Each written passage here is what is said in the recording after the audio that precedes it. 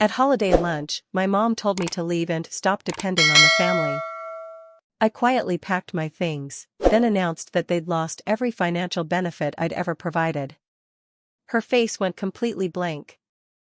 You know that gut-wrenching feeling when someone you love, someone who should be your biggest supporter, just absolutely shreds you with words? Well, imagine that, but it hits you mid-bite of Thanksgiving ham, and it's your own mother staring you down, telling you to grow up, because you're relying on us. And I was 42. There wasn't a flicker of a joke in her eyes, not even one of her awkward, bone-dry jabs that usually made everyone wince. No, this was a perfectly aimed dart, like she'd been holding on to it for years, just waiting for the right moment to strike. The whole room went silent. The clatter of forks, Uncle Larry's creaky chair, even the fake laughter from the kids' table, it all just evaporated. I hadn't even finished chewing. Holiday lunches in my family were never really about connection, they were about performance. The roast was dry, the wine was cheap, and the conversations? Always loaded. Everyone knew which buttons to avoid, and yet, they'd still hover their fingers over them, practically begging for drama. Every Thanksgiving, Christmas, or even welcome spring lunch felt like a weird little play where we all pretended to like each other for tradition's sake. My father, Carl, would arrange the centerpiece like it was an altar. My brother, Steve, would inevitably show up late, usually half-drunk, still in his work boots and smelling like diesel. And then there was Bobby, my younger brother, who clung to his role as family martyr, always ready to sacrifice his own comfort for appearances, and then make sure we all knew about it. I sat at that long oak table, the one they'd had since I was a kid, one of the few things in that house that hadn't broken, burned, or walked away. There were 12 of us that day, 3 siblings, 2 cousins, both parents, a handful of significant others, and then me. The odd one out. The single one. No husband, no kids, and apparently no place at that table. The jab didn't even come out of nowhere. I'd brought a beautiful bottle of red from a Napa vineyard I'd visited, placed it gently beside the rolls. Bobby glanced at the label, snorted, and muttered something about California wine and lonely women. Nobody laughed, not because it wasn't funny, but because everyone knew he meant it. Bobby always wore that bitter tone like a trophy he'd earned by staying close to home, raising 3 kids under a leaking roof, and calling it strength. I ignored it, like I always did. I learned early that silence had its own power, it rattled them more than any clapback I could ever offer. So I just poured myself a glass, offered a small, silent toast to simply being here, and swallowed the taste of resentment like it was my dad's overcooked, dried-out turkey. But my mom? She never let things sit. If something didn't align with her outdated definition of family, she felt entitled to fix it, which, let's be honest, usually meant shaming it until it either bent or broke. And apparently, that day, I had broken something. It's time you stopped relying on us. That line hit me harder than it should have, not because it was true, God, no, but because it was so grotesquely far from reality. It felt like a bad dream. Relying on them? I had paid for the roof they were sitting under. The water running in their pipes, the heat keeping them warm, even the new oven my dad used to overcook that damn ham, it was all mine. Quietly. Efficiently. Anonymously.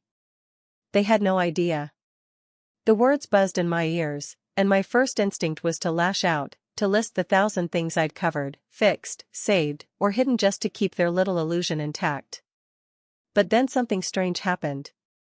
I felt this incredible calm wash over me, like someone had finally shattered the glass, and I didn't have to pretend to hold it together anymore. I glanced around the table. No one met my gaze, not even my dad, who was stirring his glass of water like he hoped it would make him invisible. No one spoke. No one stopped her, because, in their minds, she wasn't wrong. I slowly, deliberately, wiped my mouth with a cloth napkin, folded it once, then again, and placed it neatly beside my plate. The untouched ham was cold. My wine glass was still half full. I didn't say a word. I just stood up, walked to the coat closet by the front door, and opened it like I was stepping into something sacred. You ever hear that kind of silence that only happens when everyone realizes they've completely screwed up, but it's already too late? That's what I heard behind me. A slight shifting of chairs, the faint tap of forks on plates, some kid awkwardly humming. My coat felt heavier than usual. Maybe because this time it wasn't just keeping me warm. It was carrying the weight of every unpaid debt, every thankless gift, every swallowed insult from the last 20 years. As I slipped my arms through the sleeves, a tiny smile tugged at the corner of my mouth. Not a big, triumphant grin, just enough to know I'd reached the edge of something. Maybe freedom. Maybe vengeance. Probably a little of both. I zipped up and turned around slowly. No drama. No tears. No long speech. Thanks for lunch, I said. And with that, I walked out, still smiling. The door closed behind me with a finality you usually only hear in movies, the kind where the main character walks away from an explosion and doesn't bother to look back. Except this explosion wasn't fiery, it was cold and quiet, the kind that leaves a ringing in your ears and an aftertaste you can't quite place. I stepped into the cold December air with nothing but my wallet in one pocket and my keys tight in my fist, gripping something real in a world that suddenly felt utterly fake. Nobody followed. Nobody called out. Nobody even asked if I was okay. And that told me everything I needed to know. The silence was confirmation. And I wasn't surprised anymore. My car was at the curb. I slid into the driver's seat like I'd done 1,000 times, but this time, something inside me had shifted. I wasn't just driving away from a family lunch. I was leaving something much bigger behind, something I'd been carrying on my back for decades without a single thank you or acknowledgement. I sat there for a minute, engine idling, watching the condensation fog up the windows while my breath slowed down from the storm I hadn't let them see. My phone buzzed on the passenger seat. One text. Probably Bobby. Probably something passive-aggressive and poorly spelled. But I didn't bother looking. Not yet. When I got home, my condo felt different. Maybe it was just me. Maybe walking away without an argument, without a single tear, had cracked open a window inside me I didn't even know was sealed shut. I kicked off my boots and stood in the entryway, just breathing. The lights were still on. It still smelled like the pine candle I'd lit that morning. But I felt like a stranger in my own space, like I'd aged 10 years in the span of a 90-minute lunch with people who thought they knew me but hadn't bothered to really look in 20 years. I poured myself a glass of the good wine, the kind I never brought to their house because I knew it would just go unappreciated, poured into red Solo cups and left to oxidize beside a tray of undercooked green beans. I didn't toast. I didn't say anything. I just drank slowly, trying to taste the moment instead of just survive it. Then I went to my room, pulled out my suitcase from under the bed, and started packing. I wasn't going anywhere, not really. But something in me needed the ritual. The act of moving, of gathering my things, of preparing to leave, even symbolically, it was a kind of balm. I folded clothes with care, not because they were expensive, but because they were mine. All mine. No one helped me buy them. No one had ever done my laundry. No one had ever given me anything without strings attached. That thought burned a little, but not enough to stop me. I packed 4 bags in, 3 minutes. Not from panic, but from absolute clarity.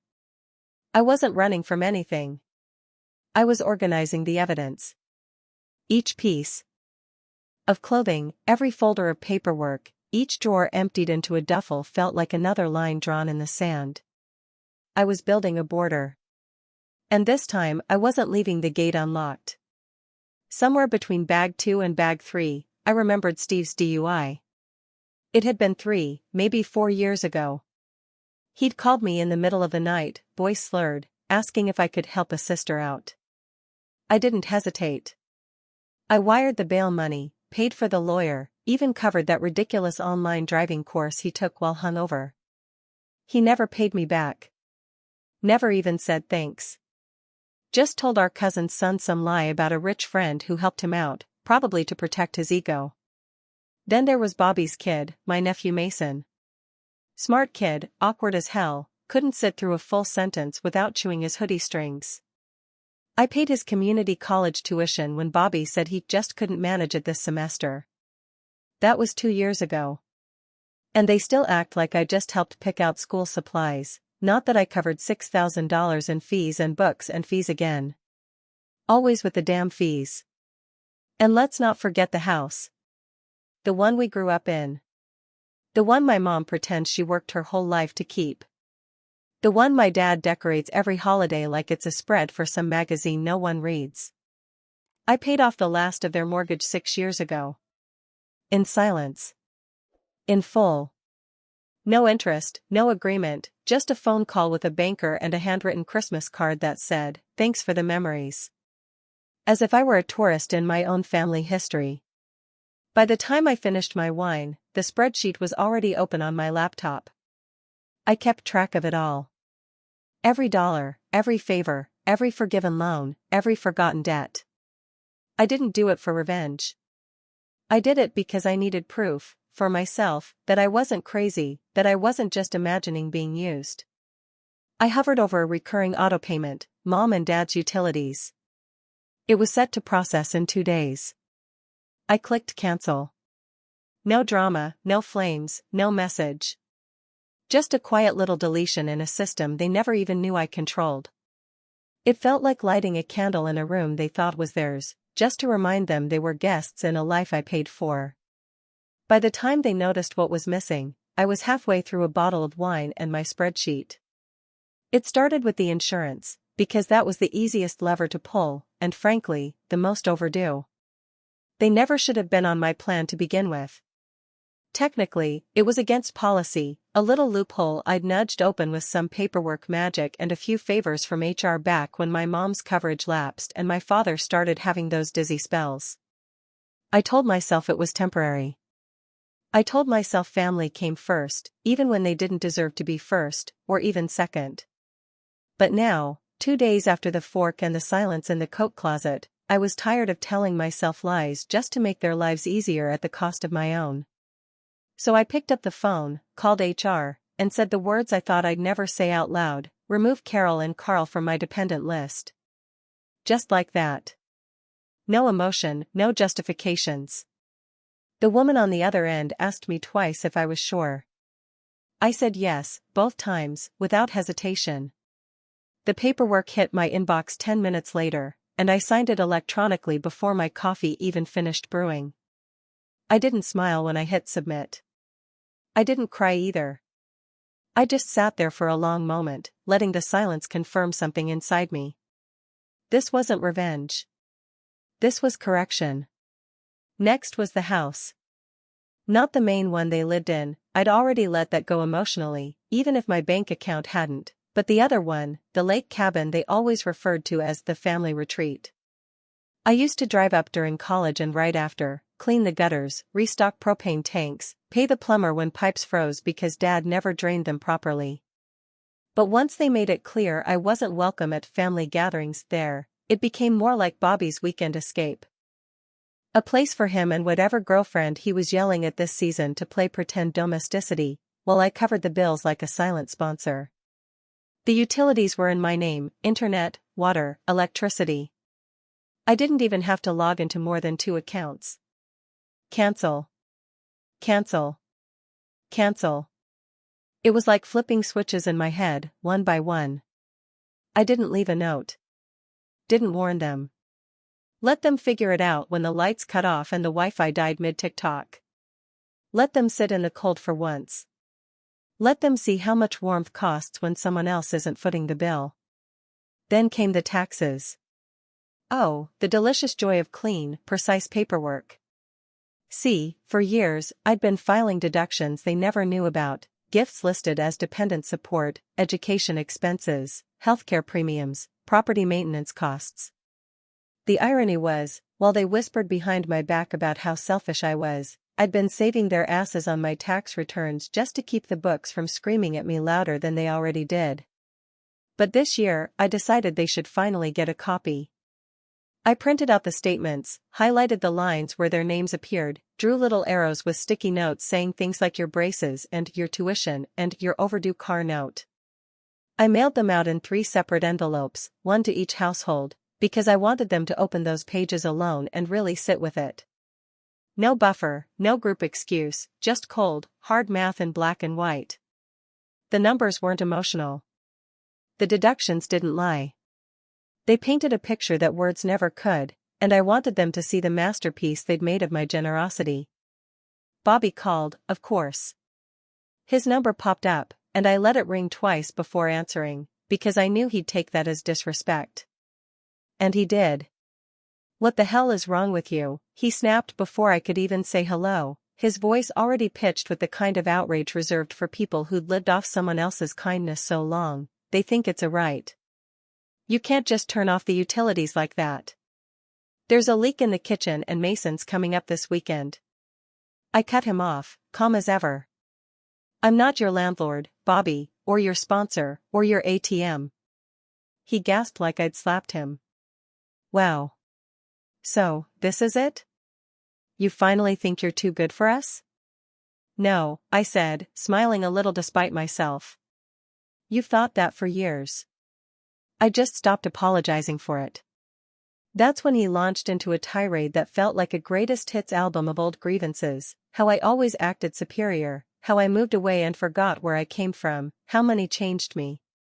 I let him finish, because I'd heard it all before, just never so loud.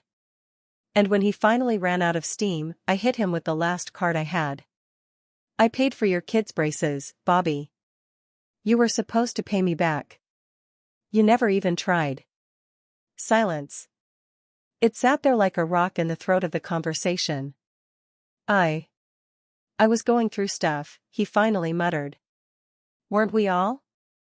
I said, then hung up. No screaming. No slammed doors. Just the quiet click of a boundary finally being enforced. I didn't expect to feel good about it, but I didn't feel guilty either. And for the first time in maybe a decade, that felt like progress. 2 days later, there was a knock on my condo door.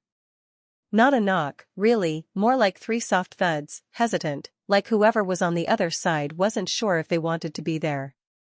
I opened it, and there she was, my mother, Carol Marie Harper, wearing the same old cardigan she'd had since I was 16. Eyes bloodshot, face pale, and for the first time in her entire life, she didn't have a single thing to say. I stood there in the doorway, staring at my mother like I was looking at a ghost. Not because she was sick or frail or anything so simple, but because something behind her eyes had shifted. And for the first time in my life, that woman looked uncertain. She didn't speak. I didn't invite her in. We just stood like that, her holding her purse in both hands like she was waiting for permission, and me blocking the entrance like I was guarding a vault. When the silence got too heavy, I stepped aside just enough to let her walk in. And she did, slow and unsure, as if the floor might reject her, too.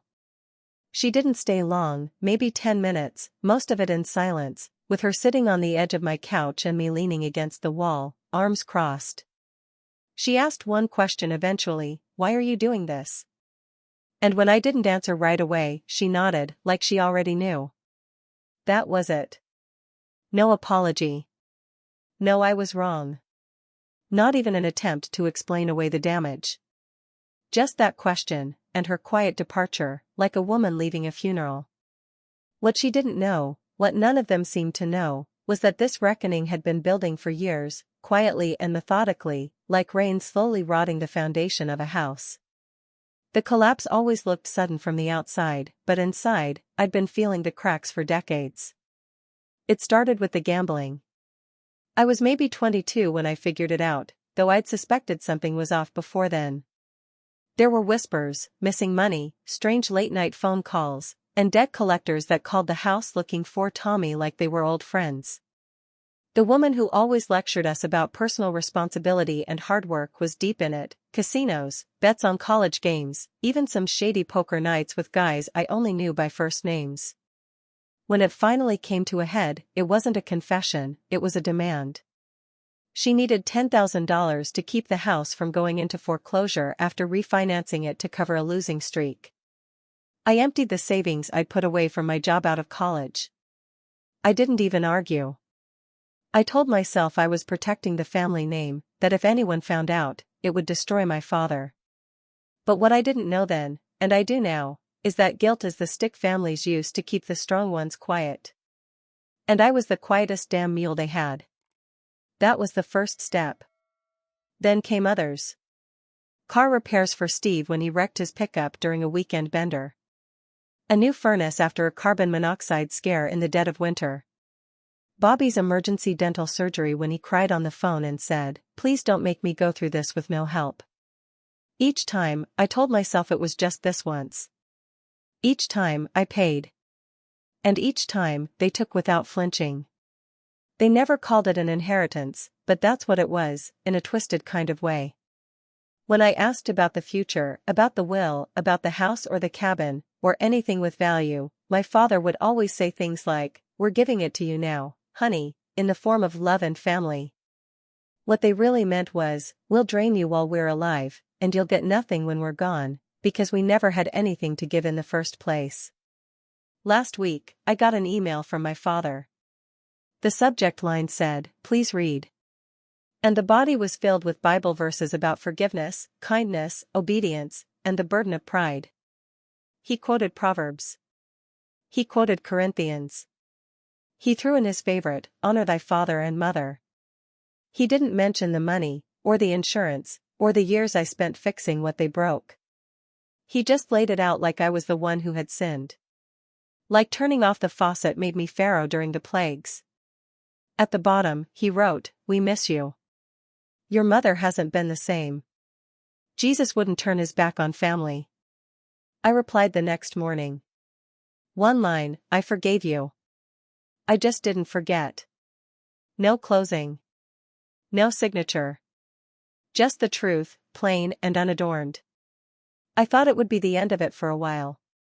Maybe they'd lick their wounds, gossip among themselves, try to find new ways to paint me as cruel or cold or ungrateful. But instead, 2 days later, I got a notice in the mail. A legal envelope, thick and official looking, sent certified to make sure I signed for it.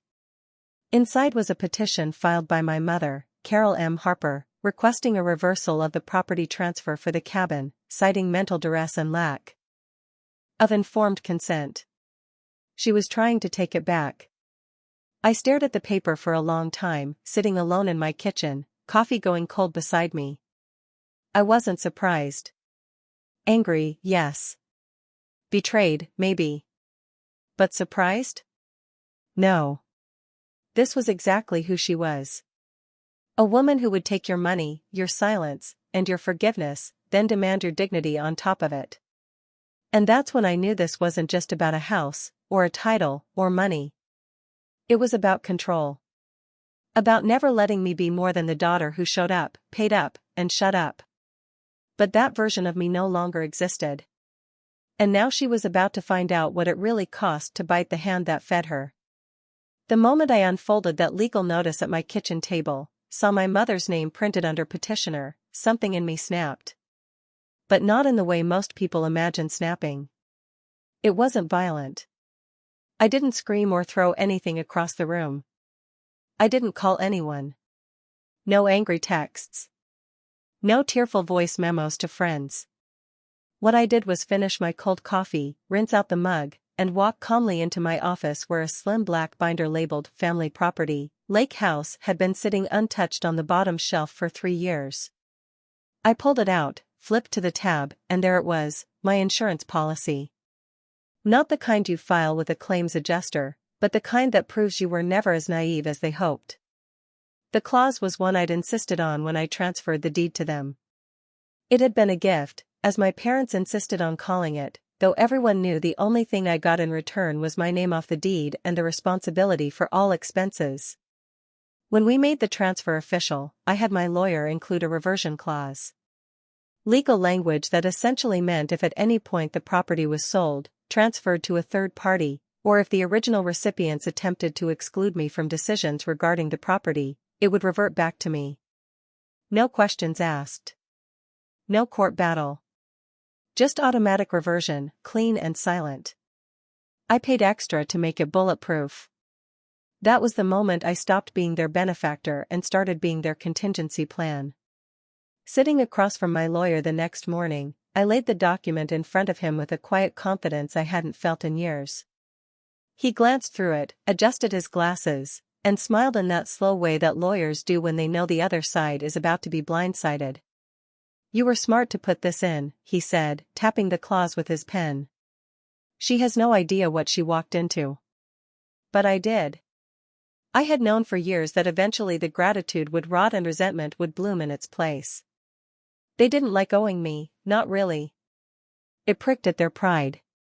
It twisted their memories until they could barely remember the times I'd saved them from ruin, but could recite every moment I'd said no, or disappeared, or failed to show up for one more draining holiday. What they hated most wasn't that I had power. It was that I had the option to leave. And now I had finally taken it. When I asked to meet with them, I chose the place carefully, not a lawyer's office, not anyone's home. I picked the diner on 5th and Kennedy, the one we used to go to after church when I was still trying to earn their approval, before I realized that kind of love came with too many receipts.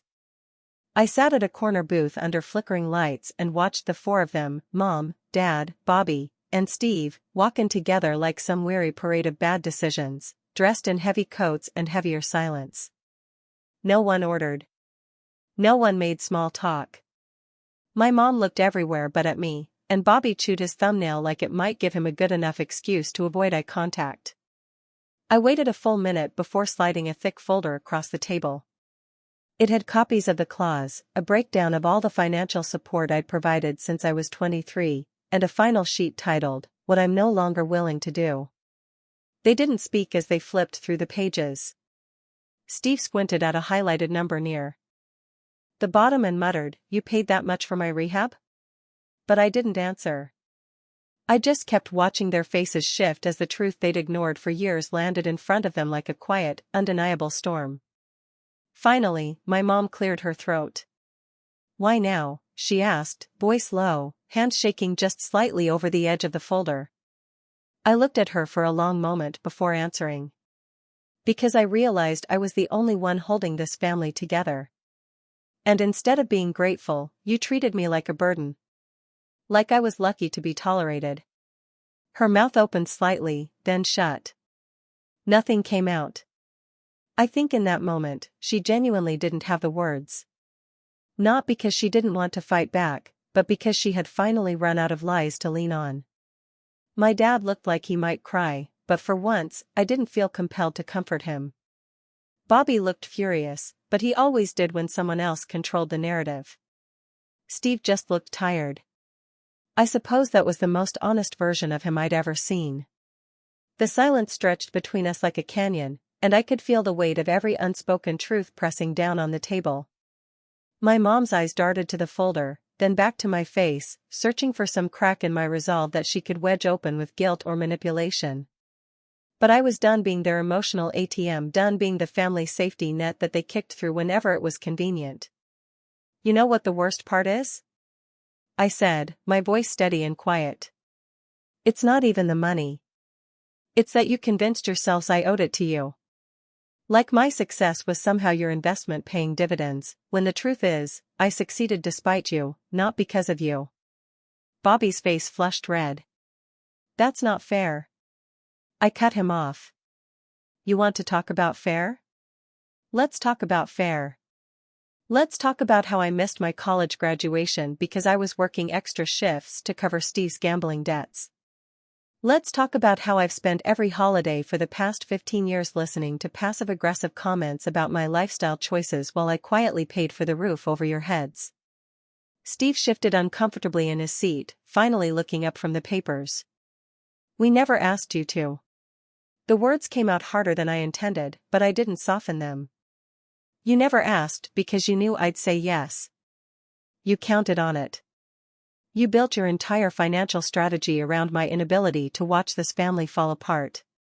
And then you had the audacity to call me selfish when I finally started saying no." My dad's voice was barely a whisper. "We thought We thought you liked helping. You didn't want to know, I corrected him. There's a difference. You wanted the benefits without the responsibility. You wanted the safety net without acknowledging who was weaving it, thread by thread, year after year. The fluorescent light above our booth flickered, casting intermittent shadows across their faces. In those brief moments of darkness, they looked older, smaller, somehow. Not like the towering figures of authority I'd spent my childhood trying to please, but like what they really were, people who had mistaken my love for weakness and my generosity for obligation. Do you know what I could have done with that money? I continued, pulling out my phone and opening the calculator app. The mortgage I paid off? $127,000. That could have been a down payment on a house twice the size of what I'm living in now. I scrolled. Steve's legal fees and rehab costs? $23,000. That was a year of therapy I didn't get because I was too busy fixing everyone else's problems to address my own. I scrolled through the numbers on my screen. Each one a memory of a sacrifice they'd forgotten or dismissed. Bobby's kids' tuition, his dental work, his car repairs? $31,000. That was the trip to Europe I never took. The art classes I never signed up for. The savings account I never built. My mom finally found her voice, though it cracked when she spoke. We didn't know. You didn't want to know, I corrected her. There's a difference. You wanted the benefits without the responsibility. You wanted the safety net without acknowledging who was weaving it, thread by thread, year after year. The waitress appeared at our table, coffee pot in hand, but took one look at our faces and retreated without a word. Smart woman. The tension radiating from our booth could have curdled milk. You want to know what really broke me? I asked, leaning back in the booth. It wasn't the money. It wasn't even the lack of gratitude. It was Thanksgiving 2 years ago when Bobby introduced me to his girlfriend's parents as his weird sister who thinks she's better than everyone. And you all laughed. You sat there and laughed while he reduced me to a punchline. Bobby's face went pale. I was joking. Were you? I met his eyes directly, because it didn't feel like a joke when Mom nodded along, or when Steve added that bit about how I forgot where I came from. It felt like a consensus. Like you'd all been talking about me behind my back and finally decided to let me in on the joke. The papers rustled as my dad's hand shook slightly. He was staring at a line item that detailed the Christmas gifts I'd bought for everyone's kids over the years. Gifts that had been attributed to other family members because, as my mom once told me, it would just confuse them to know their aunt bought this. Even my generosity had to be anonymous, I said, watching his face. God forbid the kids actually knew who was making their Christmas mornings possible. Can't have them thinking Aunt Sherry cares about them more than their own parents, right? The weight of 20 years of resentment was finally finding its voice, and I couldn't stop now, even if I wanted to. You erased me for my own kindness. You took credit for my sacrifices. You made me a ghost in my own family story, and then you had the nerve to tell me I was relying on you. Steve cleared his throat. What do you want from us, Sherry? An apology? You want us to grovel? I want you to see me, I said simply. For once in your lives, I want you to see me as something other than a resource to be managed, or a problem to be solved. I want you to understand that I'm not your backup plan, your emergency fund, or your consolation prize. I'm your daughter, your sister, and I deserve better than this. The silence that followed was different from the others. This one felt final, like the last breath before a long winter. My mom's makeup had started to smudge around her eyes, but I didn't feel the familiar urge to comfort her. That instinct had died somewhere between the holiday lunch and this moment. The lake house, I said, tapping the clause in the folder, was my test. I wanted to see if you could appreciate something without trying to control it, own it, or take it away from me. You failed the test spectacularly. I pulled out my business card and wrote a phone number on the back. This is my lawyer's direct line. If you want to contest the reversion clause, that's your right. But know that every legal document, every financial record, every text message and email is already in his possession. You'll be fighting with evidence, not emotions. Standing up felt like shedding a skin I'd worn too long. The booth seemed smaller now, the diner cheaper. The whole scene exactly what it was, the final act of a play that should have closed years ago. I reached into my wallet, pulled out a folded dollar bill, and placed it in the center of the table. "This is your inheritance," I said flatly. "Because that's all that's left. Everything else I already gave it, and you didn't even notice." I stood up, left the dollar, and walked toward the door. Nobody followed. Not this time. I felt the weight of 100 old arguments trying to rise behind me, but none of them stuck. Not anymore. Outside, the winter air bit into my cheeks as I walked back to my car. I didn't look back. I didn't need to. I knew they were still sitting there, surrounded by papers and silence. Finally forced to see the cost of everything they had dismissed. I didn't need them to apologize. I just needed them to finally see me. And now they had. Maybe we'd speak again. Maybe we wouldn't. Maybe one day someone would call me when one of them got sick, or when a holiday rolled around and they needed a warm body at the table to make it feel full. Maybe I'd go. Maybe I wouldn't. But for now, the only thing I knew for sure was that I hadn't lost them.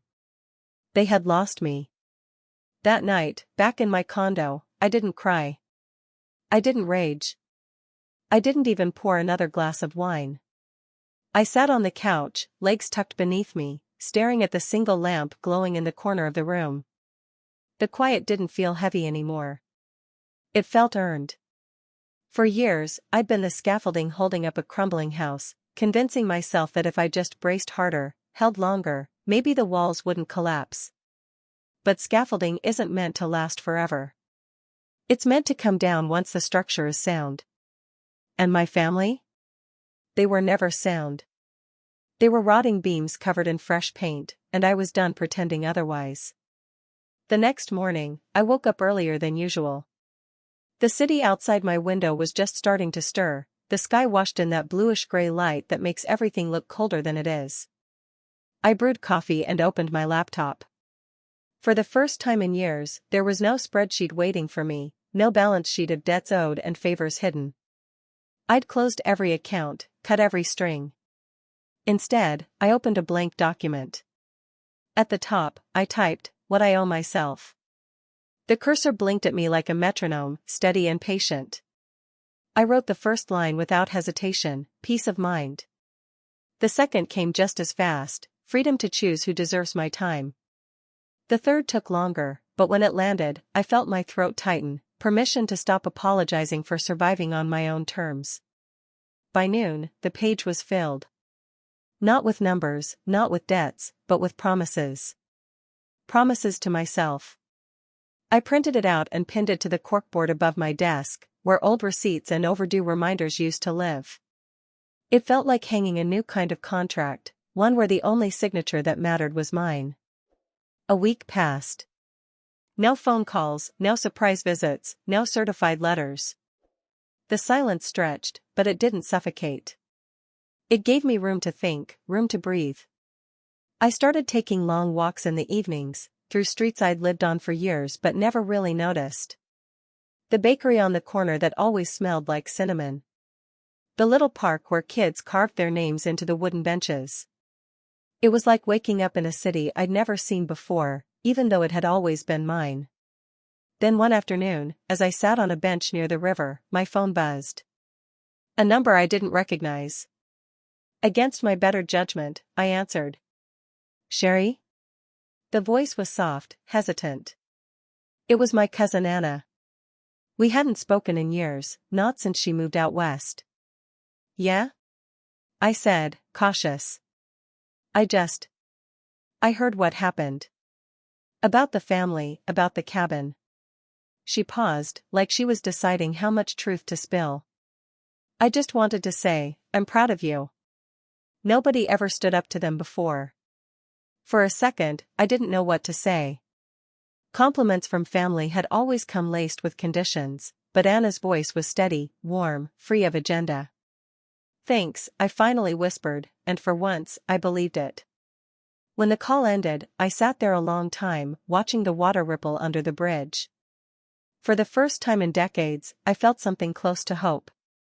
Not the fragile kind that breaks under the weight of expectation, but the steady kind that grows in silence, rooted deep, impossible to shake. Because the truth was, I hadn't walked away empty. I hadn't lost my family. I had gained myself. And that was worth more than any inheritance, any apology, any seat at their table could ever be.